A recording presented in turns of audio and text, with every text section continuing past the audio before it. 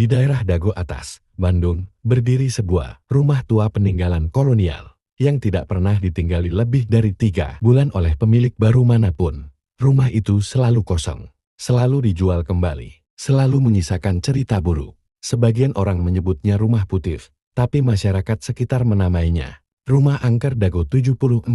Bagi orang biasa, itu hanya rumor. Tapi bagi Sena, seorang jurnalis dokumenter, rumor itu adalah peluang besar untuk liputan. Dan ia tidak tahu bahwa rumah itu sedang menunggunya kembali. Sena ditemani 3 rekannya. Nara videografer yang skeptis. Lila penulis naskah yang sensitif terhadap energi gaib. Ardi editor video, paling penakut tapi paling ingin viral.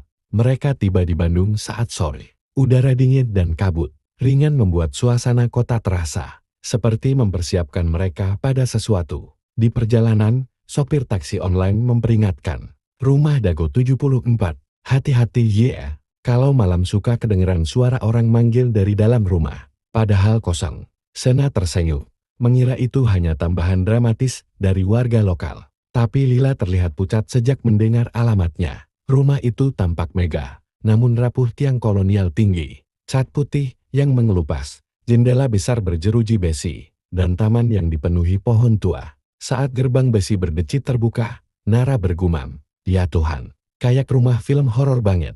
Di teras depan, Sena merasakan udara tiba-tiba turun 5 derajat. Angin berhenti, sunyi mutlak. Mereka membuka pintu utama, dan aroma lembab serta kayu tua langsung menyambut. Rumah itu tampak menunggu. Lila tiba-tiba merinding. "Kalian dengar? Ada suara orang jalan di lantai 2. Padahal rumah masih gelap dan belum ada listrik dinyalakan." Setelah lampu dinyalakan, mereka mulai syuting. Ardi memasang kamera di beberapa sudut rumah untuk merekam gerakan yang tidak terlihat mata. Nara sibuk memotret interior, dan Sena mulai membuat vlog pembuka. Namun di kamera, Ardi menemukan rekaman aneh pada menit pertama. Siluet seseorang berdiri di ujung koridor lantai 2, tidak bergerak, tidak berkedip, dan hilang saat lampu menyala. Ardi menunjukkannya ke Sena yang hanya menganggap itu refleksi. Lila semakin gelisah. "Lila, rumah ini bukan kosong. Ada yang mengikuti kita." Sore itu, seorang lelaki tua datang ke rumah dan memperkenalkan diri sebagai Pak Darmin, mantan penjaga rumah. Ia memperingatkan mereka untuk tidak tidur di rumah. Apalagi di kamar nomor 5, di lantai 2. Di kamar itulah semuanya dimulai, katanya. Menurut Pak Darmin, rumah itu dulu milik keluarga Belanda bernama Van Grim yang hilang secara misterius setelah Perang Dunia II. Rumahnya kemudian dihuni berbagai keluarga, tapi semuanya pergi dengan ketakutan setelah mengalami hal-hal yang tidak bisa dijelaskan. Pak Darmin menutup ceritanya dengan kalimat, "Ruangan itu mencari penggantinya." Lila langsung menatap Sena. "Kita nggak harus masuk kamar itu kan?" Tapi Ardi, demi konten, justru bersemangat. Mereka naik ke lantai 2. Lorongnya panjang dan sangat dingin. Lampu redup berkedip-kedip, seperti tidak mau menyala penuh. Kamar nomor 5 terletak di ujung. Pintu kayu tua dengan nomor kuningan yang hampir terlepas. Saat pintu dibuka, udara di dalam kamar terasa berat, seolah ada sesuatu yang terkurung lama. Di dinding terpajang cermin besar. Dan begitu Nara mengarahkan kamera, mereka melihat sesuatu di monitor. Bayangan seorang wanita berdiri di belakang Sena. Tapi ketika mereka menoleh, tidak ada siapapun. Nara langsung mematikan kamera. "Ardi, ini gila. Tapi ini emas buat konten." Lila membentak, "Kamu nggak ngerti. Wanita itu belum pergi." Mereka memutuskan untuk begadang, bukan tidur. Di ruang tamu bawah, mereka mendengar langkah kakek di lantai 2. Berulang-ulang. Pelan, seperti seseorang sedang berjalan menghampiri tangga. Tok tok tok. Nara mengecek ke atas kosong, tapi langkah itu terus terdengar. Pada jam 2 pagi, mereka menemukan sesuatu yang membuat darah membeku. Pintu kamar nomor 5 terbuka sendiri, dan dari dalam terdengar suara perempuan, "Pulanglah sebelum terlambat." Lila menangis ketakutan. Ardi gemetar, tapi Sena ingin bukti visual. Ia masuk sendirian ke kamar itu. Di dalam kamar, Sena menemukan pintu kecil tersembunyi di balik lemari tua.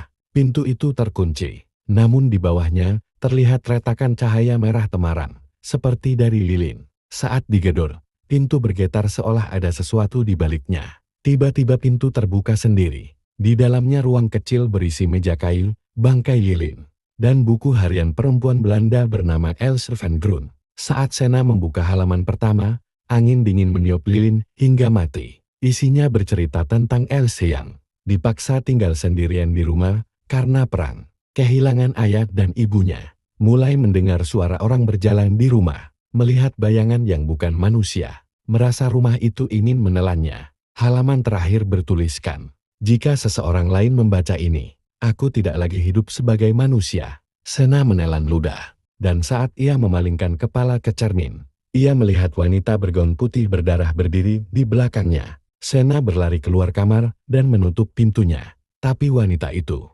muncul lagi di belakang mereka. Kali ini semua bisa melihat wujudnya, wajah pucat tanpa mata, rambut hitam panjang, mulut sobek dengan darah mengalir. Suara wanita itu serak, "Tinggallah di sini, temani aku."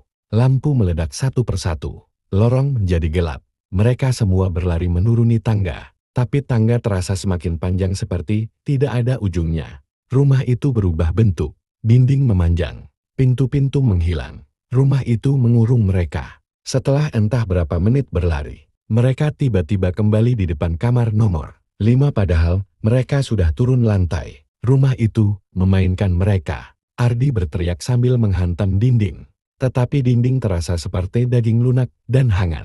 Nara ketakutan setengah mati. Rumah ini hidup. Ini bukan bangunan. Lila memeluk dirinya sendiri, berulang kali mengucap doa. Tapi setiap doa dipanjatkan, suara tawa wanita terdengar makin nyaring.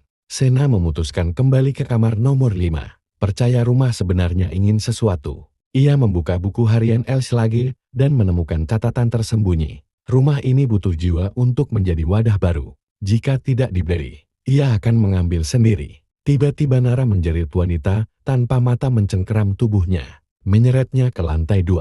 Ardi dan Lila mencoba menarik, tapi tangan wanita itu seperti asap padat. Nara diseret masuk ke pintu kecil di balik lemari dan pintu itu tertutup rapat. Tidak ada suara, tidak ada jejak. Sena hanya bisa menatap lorong dengan mata hampa.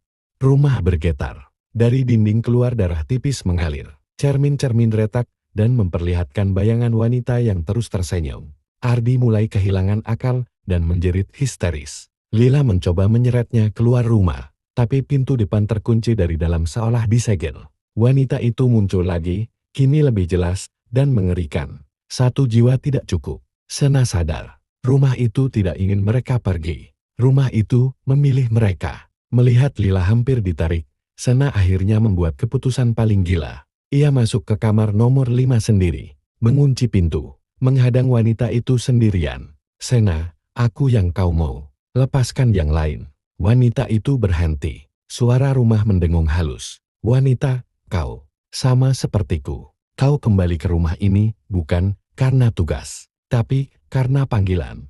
Sena tersentak. Ia pernah tinggal di rumah itu saat balita.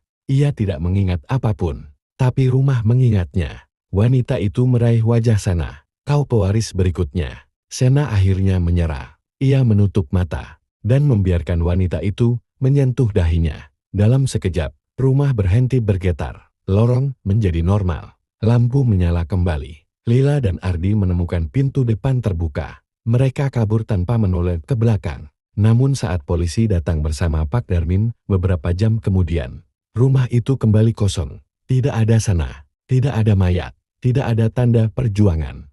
Hanya kamar nomor 5 yang pintunya kini tertutup rapat, dengan tulisan baru terukir di kayunya, PNJGABRO. Rumah itu kembali dijual. Seorang keluarga baru dari Jakarta membeli rumah itu. Tidak percaya cerita horor warga sekitar. Malam pertama mereka menginap. Anak kecil mereka turun dari kamar dan berkata, "Ma, ada Om Sena di kamar. Katanya dia yang punya rumah ini sekarang." Dan di lantai 2, pintu kamar nomor 5 perlahan terbuka sendiri.